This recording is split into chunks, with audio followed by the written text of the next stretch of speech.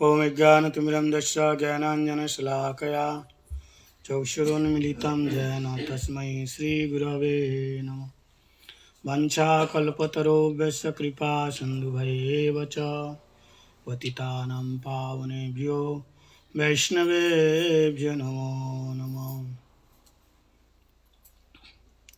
अजानुलम्बितभुजौ कनकावदातो सङ्कीर्तनैकपितरो कमलायताक्षो विश्वम्भरो युगवरो जुगधर्मपालो वन्दे जगत्प्रियकरो करुणावतारो। नौमिद्यते अब्रवपुषे तरितं वराय गुञ्जावतां सपरिपृच्य लसन्मुखाय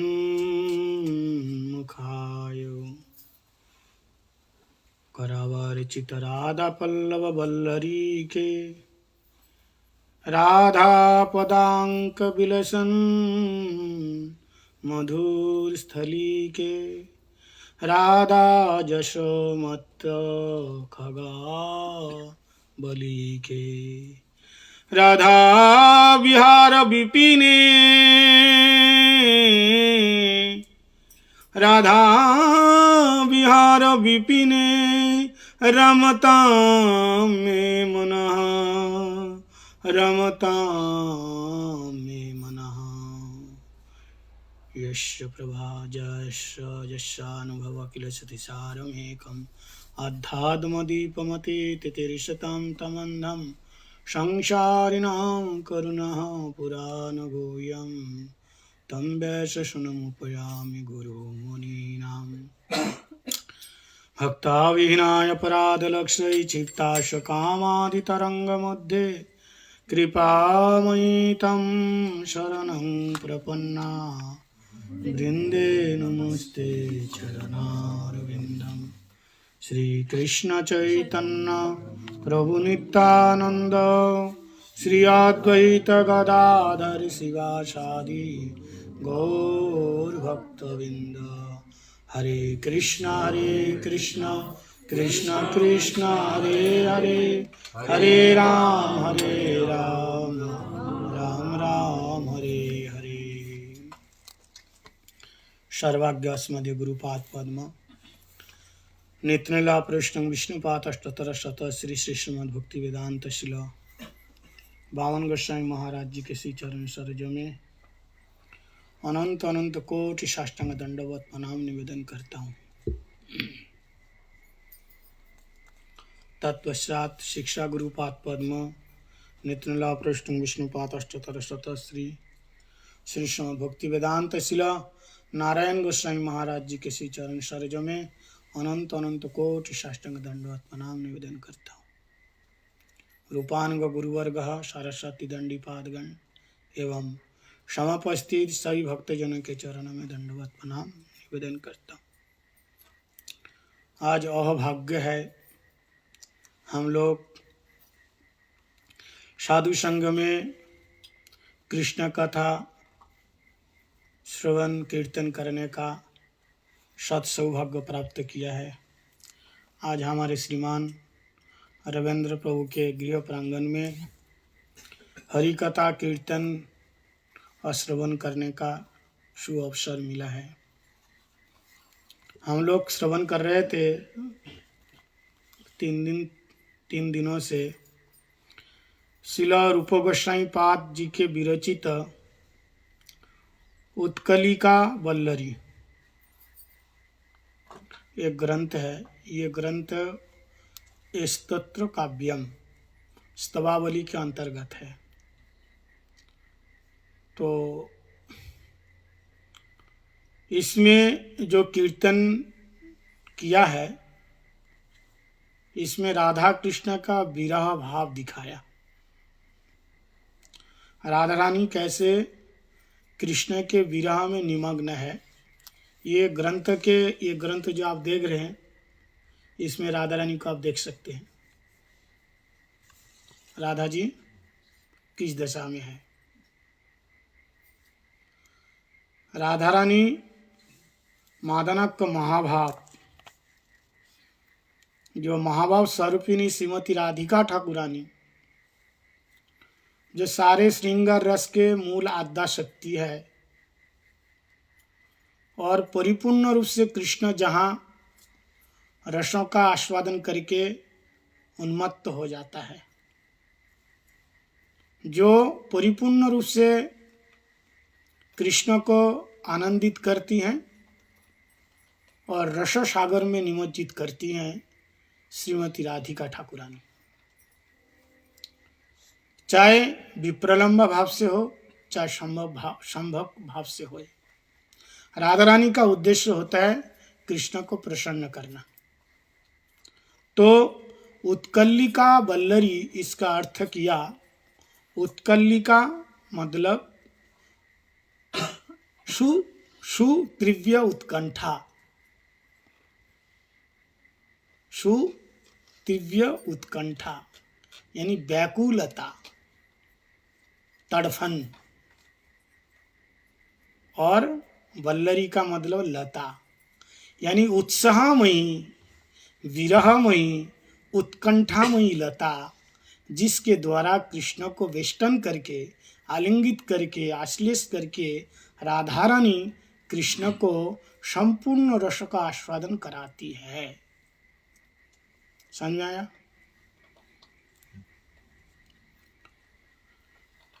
तो मूल रूप से विरह प्रधान, क्योंकि वियोग के बिना संयोग का रसपुष्टि नहीं होता है। राधा कृष्ण का वियोग, ये जो अपराकित दिव्य रस का आस्वादन राधा रानी 3 स्वरूप में कृष्ण को करा रही है। ये क्या है? श्रृंगार रस के आभूषण आदि। जैसे हमारे शरीर को सुसज्जित करने के लिए हम अलग अलग अंगों में अलग अलग अलंकार के द्वारा सुसज्जित होकर के अपने सजन को हम क्या करते हैं? सजन, अपने प्रियतम को हम आकर्षित करते हैं। कुंडल हो गए, नाथनी हो गए, हार हो गए, बाजूबंद, नूपुर, करधनी, कर किंकिन, ये सब। ऐसे भजन राज्य में रसों का उत्कर्षता बढ़ाने के लिए राधा रानी इन श्रृंगार रसेर एक एक स्टेज, एक एक आभूषण धारण करती है। जैसे प्रेम से शुरू हुए, प्रेम के बाद स्नेह, मान, प्रणय, राग, अनुराग, भाव, महाभाव, रूढ़, अधिरूढ़, मदन, मोदन, ये सब क्या है? ये श्रृंगार रस को सुशोभित करने के लिए ये क्या है? ये एक एक अंगों का आभूषण है। जैसे एक वृक्ष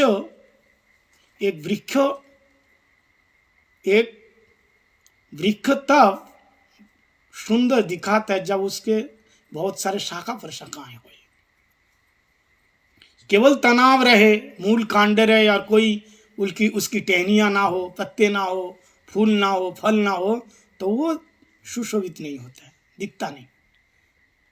ऐसे पेड़ के नीचे कोई नहीं बैठेगा नहीं बैठेगा।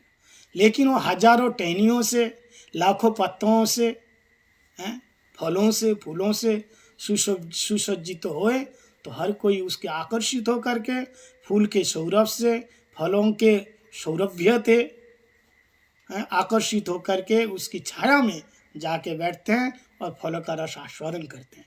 ठीक इसी प्रकार राधा रानी ये समस्त रसों के ये मालकिन है। इसलिए राधा जी को कहा जाता है ये रसेर भंडारी। राधानी क्या? लादिनी शक्ति के मूल ये भंडारी है। हम लोग मंदिर में देखते हैं कोई सब्जी, रसोईया अलग होता है, भंडारी अलग होता है। रसोईया बनाता है और भंडारी सप्लाई करता है। क्या बनेगा भंडारी बताएगा, आज क्या बनेगा, कितना बनेगा, वो अपने भंडार से वो सारे सामान देंगे, अनाज देंगे, तब जाकर के रसोईया बनाएगा। तो श्रृंगार रस के भंडारी कौन है? राधा जी है।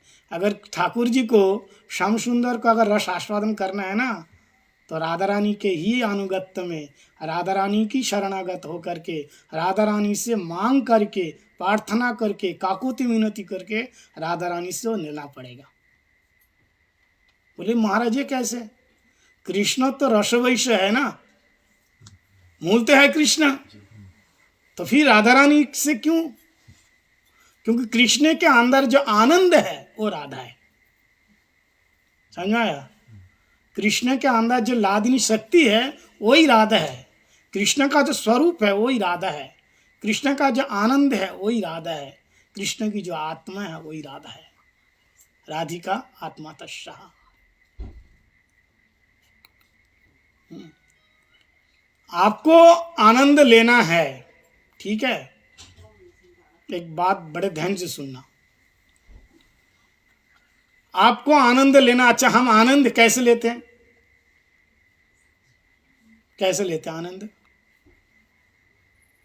हाँ? आनंद कैसे लेते हैं? मन से लेते हैं, बुद्धि से नहीं, मन से। हमारा जो एकादश इंद्रियां है उनमें से हम इंद्रियों को सुख पहुंचाते, आनंद पहुंचाते हैं मन के द्वारा। किसके द्वारा? इंद्रियों में जो आनंद का संचार होता है उसका मूल है मन। इसलिए मन ठीक नहीं है तो अच्छा खाना भी बेकार लगने लग जाएगा। अब रास्ते से आते आते झगड़ा हो गया किसी से, आपको बहुत उल्टा सीधा सुनाया, अब ये मतलब अब कथा में यहाँ बैठे, बढ़िया कथा चल रही है, लेकिन आपके माइंड कहाँ घूम रहा है, मन नहीं लग रहा है। या आते आते बीवी ने कह दिया जाओ दोबारा नहीं आना। जब देखो सत्संग में चले जाते हो, हरि कथा में चले जाते हो, हम लोगों का ख्याल नहीं करते, दोबारा नहीं आना इधर, जाओ वृंदावन जाओ, गोपी बनो। तो आप क्या, आपका मन लगेगा कथा में? मन नहीं लगेगा महाराज। घर से झगड़ा करके आए तो यहाँ मन नहीं लगेगा। हाँ, खाने में बैठे तो भी मन नहीं लगेगा। तो सुख कौन लेता है? इंद्रियां लेता है ना, मन लेता है। और दोनों पति पत्नी साथ आए, भले ही बढ़िया सब्जी ना हो, अब कोई टेंशन नहीं है, फिर भी बड़ा आनंद आ रहा है। क्यों? आपका मन ठीक है। तो भगवान का मन कौन है? राधा जी। कहाँ प्रमाण दिया? मन रास में प्रमाण दिया कि कृष्ण का मन ही राधा है। मन में रास विहार करने का संकल्प उठा, यानी राधा के मन में रस आस्वादन करने का संकल्प उठा और कृष्ण ने बंशी बजाई। भगवान पितारात्रि शरद उत्फुल्ल मल्लिका रनंतुम मनश्चक्रे योग माया उपाश्रिता। रनंतुम मनश्चक्रे, रनंतुम माने बिहार करने का मन में संकल्प हुआ। ये मन कौन है? राधा। तब योग माया उपाश्रिता, योग माया राधा रानी की ही अंश है। योग माया पूर्णमासी जी, उनके ही अनुगत्य में रासलीला का दर्शन होता है। स्वयं भगवान कृष्ण भी रास रचाते हैं तो उनकी भगवत्ता योग माया कंट्रोल करती है। तो मनश्चक्र, भगवान के मन में, ऐसे साधारण व्याख्या करो तो क्या होगा? भगवान के मन में रास विहार करने का संकल्प जागा। सो भगवान क्या किया? बंशीवाट के नीचे क्या किया? भगवान तुरंत फोन कर दिया, आ जाओ सब लोग। जैसा आप लोगों को किसी से मिलना है तो फोन करते हैं कि नहीं? हाँ, ये फोन ऐसा नहीं बनाया, बंसी को देख के बनाया। बोले एक बंसी से अगर सब आ सकते हैं तो एक कॉल से सब लोग क्यों नहीं आएगा? कैसी शक्ति है। निशम गीतम तदनंग वर्धनम ब्रजस्त्रिय कृष्ण गृहित मानसा अजंगमुरन्नम अलक्षित यमा सजत्र कांत जवलो लकुंडला। भगवान ने वंशी ध्वनि किया। और विचित्रता ये है, यही अंतर है ना साइंस के और भगवान में यही अंतर है। अब एक कॉल करोगे तो जो मैसेज दोगे ना सब एक ही तरह मैसेज आएगा। मान लो ग्रुप में एक मैसेज छोड़ा, ग्रुप में 500 आदमी है, तो जो मैसेज छोड़ा सबके पास एक ही जाएगा। लेकिन भगवान का ऐसे नहीं है, एक ही मैसेज छोड़ा, जो जैसा उसके पास ऐसे ही चला गया। हाँ। जैसे आपने मैसेज में कहा हरे कृष्णा, तो सबके पास हरे कृष्णा जाएगा, राधा राधे नहीं जाएगा। जाएगा हरे कृष्णा जाएगा। लेकिन कृष्ण ने केवल वंशी में राधा बोला, लेकिन ललिता ने कहा मेरा नाम लिया, विशाखा ने कहा मेरा नाम लिया, चंपकलता ने कहा मेरा नाम लिया, सभी को ऐसा लगा मेरा नाम लिया, लेकिन लिया किसका नाम? राधा जी का नाम लिया। उसमें तो बीज मंत्र गाया। तो देखो सुनने वाले को ऐसा लगा कि मेरा ही नाम लिया, मेरे को बुला रहे। निशम्य गीतम तद अनंग वर्धनम ब्रजस्त्रिय कृष्ण ग्रहित मानसा। सबका मन को खींचने लगा और सब एकदम उन्मादिनी होकर के, दीवानी होकर के सब दौड़ रहे हैं। यही तो अंतर है। तुम्हारा मैसेज पढ़ के बहुत से लोग डिलीट कर देंगे, बेकार है। कोई अनदेखा कर देंगे, कोई तो देखेंगे नहीं, क्योंकि पहले ऊपर आ जाता है ना, वो अंदर खुलेंगे नहीं, ताकि आपको पता चले कि ये देखा ही नहीं। ऊपर से देख लिया और अंदर जाके व्हाट्सएप भी खुलेगा नहीं, तो आपको वहां दिखाएगा नहीं ना कि ये देखा है, लेकिन वो देख लिया। बोलो हमको तो पता नहीं है कब आया, और पढ़ लिया क्या कहना चाहते महाराज, देख लिया महाराज क्या कहना चाहता है, चलो कोई बात नहीं। फिर बाद में अरे देख नहीं, अरे महाराज जी बहुत बिजी थे, हमने देखा ही नहीं। ये चतुराई। लेकिन ठाकुर जी के सामने चतुराई नहीं है, वो तुरंत जा करके झांक जोर देता है। हाँ, गृहीत मानसा। गृहीत मतलब ग्रहण, ग्रह, कृष्ण ग्रह गृहीत आत्मा, प्रहलाद जी कहते हैं। ग्रह है। हाँ? माइक आगे कर दूं? तो कृष्ण ग्रह गृहीत आत्मा, ये ग्रहण करना, पकड़ना, गृहीत। प्रहलाद जी कहते हैं गुरुजी बोर्ड में क्या लिखते हैं, ब्लैक बोर्ड में हम नहीं जानते, वो क्या लिखते मेरे को मालूम नहीं है, लेकिन जो भी लिखता है कृष्ण नजर आता है। जो भी अक्षर लिखता है ना वो हमें मालूम नहीं है, लेकिन जो भी लिखता है वो केवल कृष्ण ही नजर आता है। बोले ऐसे कैसे? बोले कृष्ण ग्रह गृहीत आत्मा, जिसके आत्मा को कृष्ण ने ग्रहण किया है वो कृष्ण ही कृष्ण उसको नजर आता है। ग्रह, इसलिए कृष्ण के ग्रह बताया, ग्रह बताया। बोलते हैं ना हमारे ऊपर शनि ग्रह है, हम लोगों का कौन सा ग्रह पकड़ लिया? कृष्ण, शनि ग्रह। इसलिए तो हम दुखी है नहीं, हम मुस्कुराना भूल गए, लोगों की आदत पड़ गई। सुख में भी दुखी रहेगा, दुख में तो दुखी है ही है। आदत होती है, माइंड का एक सेट हो जाता है। आदमी को जैसे सेट कर देता है जैसा ना वैसे ही चलता है। तो आदमी का एक माइंड सेट हो गया कि वो दुख रहना है, हंसना नहीं सीखा, मुस्कुराना नहीं सीख रहे। हाँ, मुस्कुराना भूल गया। तभी तो सेल्फी खींचने वाले कहते थोड़ा सा स्माइल करो, खुद स्माइल करते। फोटो खींचने वाला उस दिन बताया था ना, वो अंदर का नहीं खींचता है कैमरामैन, ऊपर का खींचता है। अंदर से तुम दुखी बने रहो, उसको क्या लेना देना, उसको कुछ पता नहीं है। वो तुम्हारे ऊपर का केवल चेहरा लेगा, लेकिन अंदर से तुम कितने दुखी हो उससे कोई मतलब नहीं है। लेकिन संत लोग क्या करेगा, वो तुम्हारा अंदर देखेगा, बाहर नहीं देखेगा। अंदर क्या गड़बड़िया वही ठीक करेगा। जैसे एक्सरे वाले अंदर के एक एक रोग को वही पकड़ता है। अब बाहर से तुम काला दुबला मोटा पतला वो नहीं देखेगा, वो एक्सरे वाले। तो कृष्ण ग्रह गृहीत आत्मा, जिसकी आत्मा कृष्ण रूपी ग्रह ने पकड़ लिया। प्रहलाद जी कहते, अरे यहां कह रहे अजंगमु रण्णम अलक्षित उज्जमा सजत्र कांता जवलुल कुंडला कृष्ण ग्रह गृहीत। यहां बताया निशम्य गीतम तदनंग वर्धनम ब्रजस्ते कृष्ण गृहीत मानसा, मानसा गृहीता। मन को खींचा, क्योंकि सबका मूल मन है ना। एकादश इंद्रियों का कौन है मालिक? मन है, सेनापति मन है, मूल है मन। देखो आप यहाँ बैठे हैं, कान खुला है, आंख भी देख रहे हैं ऐसे ऐसे करके, लेकिन मन नहीं है।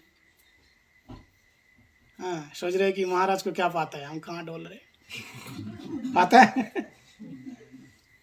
पता नहीं है हमारा मन, लेकिन आंख तो दिख रहा है, कान तो सुन रहा है। नहीं, सुनने के बावजूद भी वो फिर भी काम नहीं हो, पता ही नहीं है क्या बोला, मन नहीं है ना। इसलिए मैं कहता हूँ मन। इसलिए भगवान गीता में ये नहीं कहा तेरा कान हमें समर्पण कर दे, आंख समर्पण कर दे, ऐसा बोला। क्या बोला? मन दे दे। मन मना भवो मत भक्त मत जाजी माँ, मन चाहिए। हाँ। कान से तुम गहरा बाने रहो, क्या फर्क पड़ता, आंखों से अंधा रहो, लेकिन मन से सुंदर रहना चाहिए। तो भगवान को क्या चाहिए? तुम्हारा पूरा शरीर तो चाहिए, लेकिन उसमें मन प्रधान है। मन नहीं है तो शरीर लेके क्या करेंगे? माना आपको किसी से शादी हो गई, पूरा शरीर तो आपके साथ है, लेकिन मन नहीं है, तो टिकेगा? बताइए, मन नहीं है तो। और शरीर से अंग ठीक नहीं है पूरा, लेकिन मन है तो, है ना, वो रहेगा। तो मन, मूल रूप से मन। तो कृष्ण का मन कौन है? राधा जी है। इसलिए मन में विहार करने का संकल्प जागा, तब भगवान ने बंशी बजाई। तो मूल रूप से मन। तो वही राधा परिपूर्ण रूप से कृष्ण को श्रृंगार रस का आस्वादन कराती है। यहाँ तक हम लोगों ने श्रवण किया, पहला और दूसरा और मंगलाचरण, 3 श्लोक के माध्यम से। आज 3 नंबर श्लोक में, पहले श्लोक में वृंदावन को प्रणाम किया, दूसरे श्लोक में वृंदा देवी को प्रणाम किया। वृंदावन की अधिष्ठात्री देवी कौन है? वृंदा देवी। जितने कुंज है ना वृंदावन में, सारे कुंजों को साजाने का भार वृंदा देवी के, वृंदा देवी साजाती है। इसलिए कुंदलता वृंदा देवी से कह रही हैं, कुंदलता, कि आज निभृति निकुंज की क्या अवस्था बताओ, क्योंकि वो लोग भी सुनना चाहते हैं ना राधा कृष्ण का प्रेम के लिए। बहुत सुंदर वर्णन किया ग्रंथ में रूप गोस्वामी पाद। आज कुंज की क्या परिस्थिति है, वृंदा सखी तुम बताओ, तुम बताओ। तो उसी में एक लाइन आपको बताता हूँ। वृंदा देवी बता रही, कुंदे क्या तेरे को मैं बताऊं, आज तो मेरी सखी बहुत गहरी मानिनी हो गई। प्यारे श्याम सुंदर मानाते मानाते रह गया, लेकिन मान छूटा ही नहीं। लेकिन वो जो नागर, कृष्ण नागर है ना, नागर शिरोमणि राधा को प्राप्त करके भुजाओं के द्वारा आलिंगन करके उनको चुम्बन करना चाहता था, नागर शिरोमणि। तो उसमें बताया कि श्रृंगार रस के, देखिए बहुत ऊंची बातें, लेकिन ये जो उत्कल्लिका वल्लरी, ये सब श्रृंगार बातों की बात है। मैं स्पष्ट बोल देता हूँ, जो लोग हरिनाम करते हैं परिपूर्ण रूप से, गुरु शरणागत है, वैष्णव शरणागत है ना, रोज 1 लाख माला जाप करते हैं, उन लोगों के लिए संभव हो सकता है संपूर्ण रूप से शरणागत हो। जिसका और कोई काम नहीं है, भजन करना ही काम है, उसका क्या काम है? भजन करना ही काम है। तो भजन करते करते करते करते जो उसी स्टेज में पहुंच गए, उनके लिए अमृत है। नहीं तो साधारण बद्ध जीव के लिए ये क्या है? अनर्थ है। ये अमृत क्या बन जाएगा? जहर बन जाएगा। राधा कृष्ण की लीला को प्राकृत समझेगा, वो नहीं बता पाएगा, उसका आस्वादन होगा ही नहीं। साधारण जड़ प्राकृत नायक नायिका जैसे प्रतीत होगा। वो तो प्रसंगवश मैं कह रहा हूं। इसलिए कोई कहते हैं बेर का स्वाद क्या,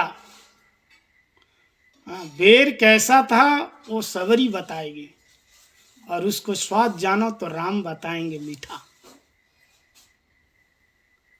बेर कैसा था वो तो सवरी बताएगी, है ना, लेकिन उसका स्वाद कौन बताएंगे? उसका स्वाद कैसा था वो राम जी बताएंगे।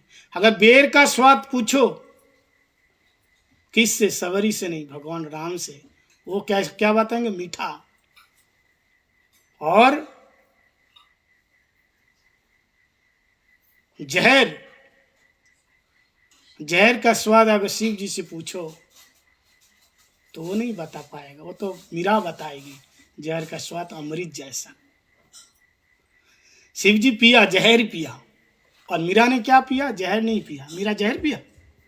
जहर तो दिया गया था, लेकिन मीरा ने जहर नहीं पिया। क्या पिया? अमृत।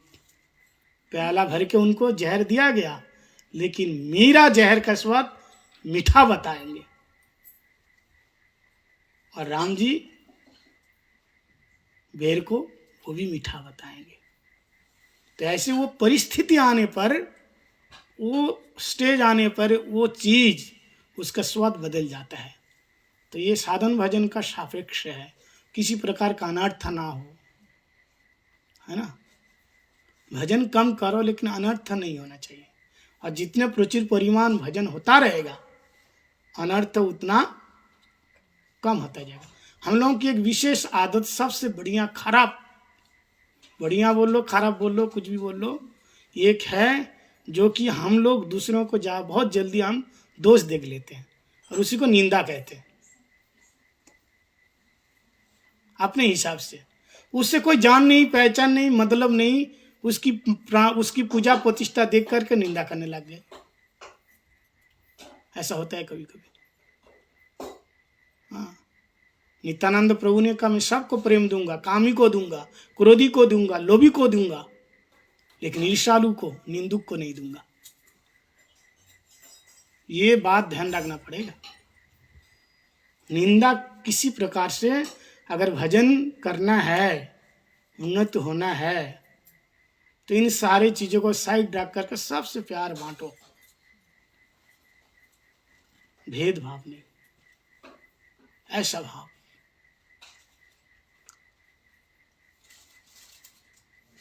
तो वृंदा देवी ने कहा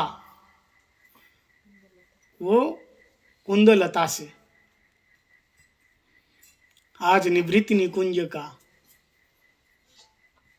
क्या समाचार? कुंज वही साजाती है ना, बताओ। मूल रूप से वही है, बाकी सब मंजरियां रहती हैं। तो उन्होंने बताया कि रसिक शेखर नागर राधा जी को अपने भुजा पास में बांध करके उनके अधर सुधा पीना चाहते थे, लेकिन राधा रानी तुरंत बाम्ब स्वभाववती हो गई। अहेतु की मान, कोई हेतु नहीं, बाम्ब स्वभाव वशत अहेतु की मान करके कृष्ण को अपने हाथों से सरका दिया, हटा दिया, और जोर से, वहां कह रहे हैं जोर से चिल्ला करके कहते हैं इस वृंदावन के राहु से हमें बचाओ। चांद को कौन ग्रास करते हैं? राहु केतु, ठीक है ना। चांद को, वृंदावन के ऐसे जो चांद है आकाश में, उसको ग्रास करने वाले कौन होते हैं? कुछ दिन पहले ग्रहण नहीं हुआ?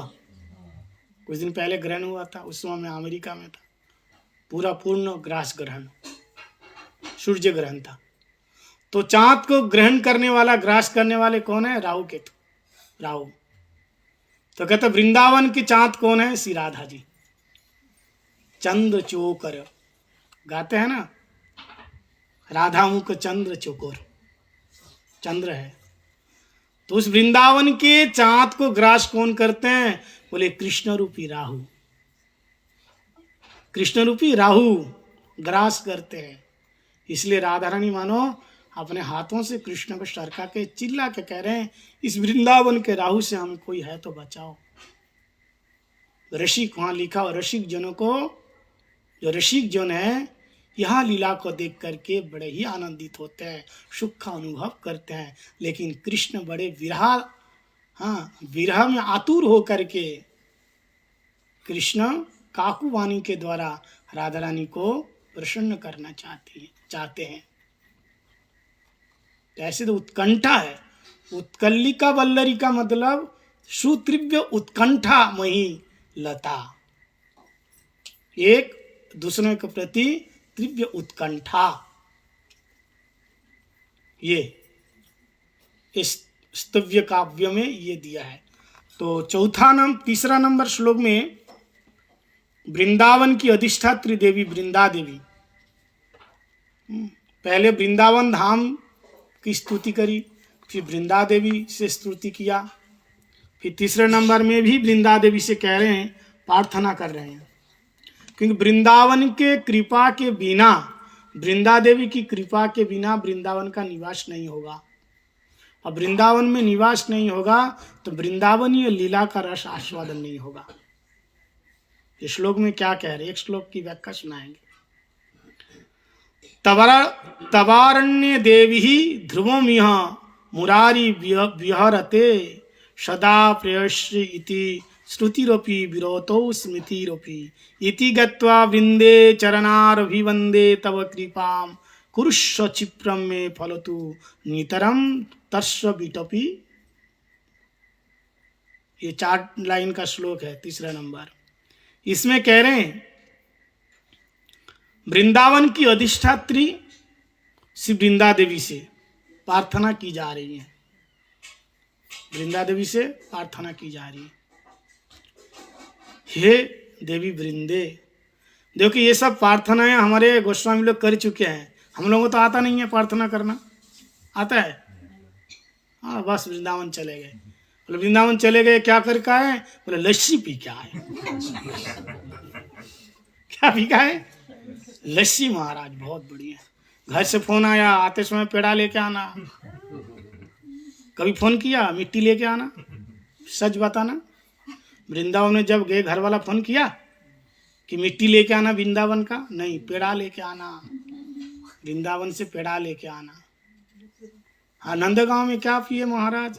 बोले महाराज नंदगांव में सीढ़ी में चढ़ते वो जो महाराज मिलते हैं दही, अधोटा दही, बस खाने पीने में लग गए। इसलिए भगवान मंदिर प्रवेश करने से पहले सब बाजार बिठा के रखा, खाओ पियो मत। बहुत से लोग तो खाते पीते जाते जाते एकदम ऊपर चढ़ते फ्लैट हो जाते, वहीं पड़ जाते। अब भीड़ में दर्शन कहाँ करेगा? भीड़ में, क्योंकि वो तो खाने पीने पेट फिर भारी हो गया, फिर कहाँ बाथरूम है या ढूंढो, ऐसा होता है। फिर वो क्या होता है, प्रसाद इतना पा जाता है, इतनी भीड़ में कौन खड़ा रहे, थोड़ा दूर से देख लिया जय हो, दर्शन हो गया। इतना कष्ट करके गए, थोड़ा 5 मिनट खड़े होकर दर्शन नहीं करेगा, थोड़ा सा एक झलक देख लिया हो गया बस। इतना बड़ा मतलब वो महात्मा। दुकान में साड़ी खरीदते समय कितने समय लगते हैं? बोलिए कितने देर तक देखते हैं? साड़ी को नीचे से ऊपर तक 10 बार चेक करके तब जेब से पैसा निकालेंगे। और भगवत दर्शन करते समय बस ये झलक देख लिया।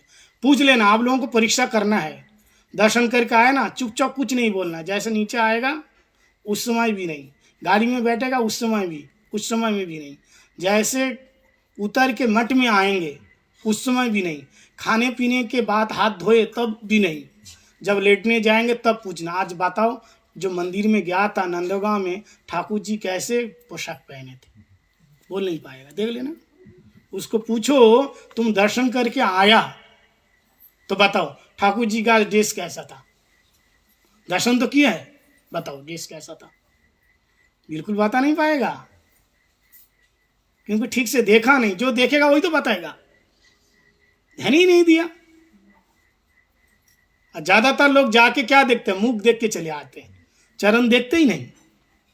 चरण तो नीचे है, बढ़िया दर्शन हो तो चरण दर्शक देखे, इतनी भीड़ में जैसे तैसे मुंह देख लिया हो गया। लेकिन नियम ऐसा है, मंदिर में जाओ पहले भगवान का चरण दर्शन करो, चरणों में प्रणाम करो। हाँ, चरणों में अंकुश है, वज्र है, उसी से हमारा काम को, क्रोध को निकालेंगे भगवान। इसलिए रोज भगवान के चरणों का ध्यान करना चाहिए, वो सारी चीजें हैं। तो ये दर्शन होना चाहिए। ध्यान में भी बैठो, चरण का ध्यान रोज करो, मंदिर में ठाकुर जी का ध्यान करो। आजकल हमारा ध्यान क्या करे, ध्यान करने बैठे तो घंटी आ गई। कौन सी घंटी? मोबाइल की घंटी एकदम बज गई और ध्यान तुरंत चटक गया, भटक गया। इसलिए हम बोलते हैं सभी से, पूजा घर में जाओ तो मोबाइल लेके मत जाओ, और बाहर भी पूजा जब बैठो, पूजा में सारा दिन तो नहीं बैठते, थोड़ी देर बैठते हो तो स्विच ऑफ रखो और सबको बोल दो पूजा करते समय कोई डिस्टर्ब करना नहीं, चाहे किसी का भी फोन आ जाए, थोड़ी देर बाद में फोन करेंगे, चाहे किसी का भी हो, थोड़ी देर बाद में पूजा कर लो। हाँ, गुरु जी का फोन आया तो बात करो, विशेष कोई वैष्णव ठीक है, लेकिन ऐसे इधर उधर के नहीं। ये गुरु और चेला पूजा कर रहे थे, ठीक है, तो इतने में चेला जैसे पूजा में बैठे थे, हनुमान जी की पूजा कर रहे थे, राम भक्त थे, गुरु और चेला दोनों बैठे पूजा करते, ओम हनुमते नमः, फूल चढ़ाया, फल चढ़ाया, अक्षत चढ़ाने वाले थे, इतने फोन की घंटी बाजी। जैसे घंटी बाजी तुरंत महाराज उसके हाथ में जो दूसरी घंटी थी वही घंटी छूट गई, फूल नहीं छोड़ दिया, तुरंत मोबाइल में, हाँ बताओ, अच्छा उसको बांध के रख, मैं अभी जा रहा हूँ, मैं उसको बता दूंगा फोन में, मैं उसको बता रहा हूँ, उसको पकड़ के रखना, छोड़ना नहीं, बस पूजा छोड़ कर का बताऊंगा जाके मैं उसको। इतना बहुत दिन से मैं देख रहा हूँ, बड़ा बदतमीजी से बात करता है। 5-10 मिनट तक बात कर लिया, बात करके जैसे पूजा घर में आए, इतने में गुरु जी पूजा कर रहे थे ना, गुरु जी भी तो कर रहे थे बगल में, गुरु जी उसके उठ करके उसके चरण में लेट गए, चला के चरण में लेट गए। चला ने कहा गुरु जी ये क्या कर रहे हो? बोले जय हो महाराज जय हो, इतना दिन तक हमें पता था कि तू मेरा चला, मैं तेरा गुरु, लेकिन आज पता चला तू मेरा गुरु, मैं तेरा चला। बोले ऐसे कैसे गुरु जी, क्यों बोल रहे हो? बोले तेरे अंदर कितनी शक्ति है। बोलो कैसे? बोले तू पूजा करते करते हनुमान जी को भी तू होल्ड में रख सकता है हनुमान जी को भी होल्ड में रख सकता है, लेकिन आज तक ये हिम्मत हमने नहीं किया है। हनुमान जी के कहा रुक जाओ थोड़ी देर, मैं पहले बात कर लेता हूँ, तेरी पूजा लेने के लिए हनुमान जी प्रतीक्षा में है। तो हम लोग यही तो करते हैं, पूजा करते करते भगवान जी जरा रुक जाओ, थोड़ा बात करके आते हैं, ये नहीं करते है? तो ये ऐसा नहीं करना चाहिए, ये गलत है। तो कहने का मतलब ये है कि हमारा जो पूजा पाठ तो जो कुछ भी है ये सच्चा होना चाहिए, ठीक है। तो ये श्लोक का भाव अब वृंदा देवी, वृंदावन की अधिष्ठात्री देवी वृंदा देवी, वृंदावन से इस श्लोक का भाव बता के विराम देंगे, ठीक है। कह रहे हे वृंदे, श्रुति स्मृति पुराण आदि शास्त्र में आपकी महिमा का गान किया, सारे शास्त्रों वृंदावन की महिमा का गायन किया। किस रूप से गायन किया, क्यों गायन किया? कहते हैं इस वृंदावन में हमेशा सदा क्या है, मुरारी,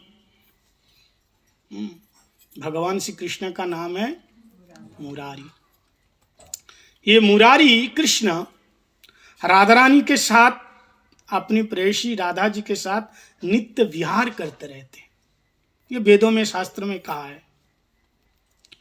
तो यह निश्चित हो गया कि वृंदावन में नित्यम निवसति वृंदावने,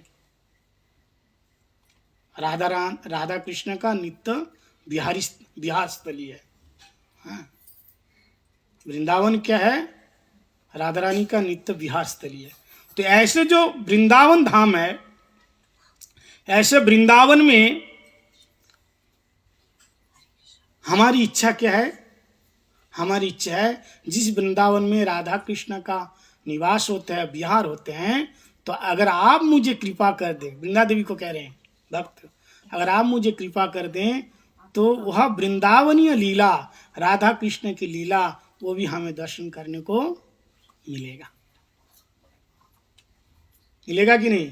वृंदा देवी की कृपा होगी तो अति शीघ्र से शीघ्र हमारे अंदर जो तृष्णा वो मिट सकती है।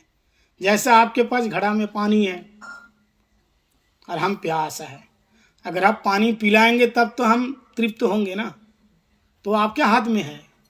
तो वृंदावन में राधा कृष्ण की वृंदावनीय लीला हो रही है, लेकिन वृंदा देवी अगर कृपा करके अपने चरणों में स्थान देते हैं तो फिर वृंदावन की लीला का दर्शन हो सकता है, वृंदा देवी की कृपा।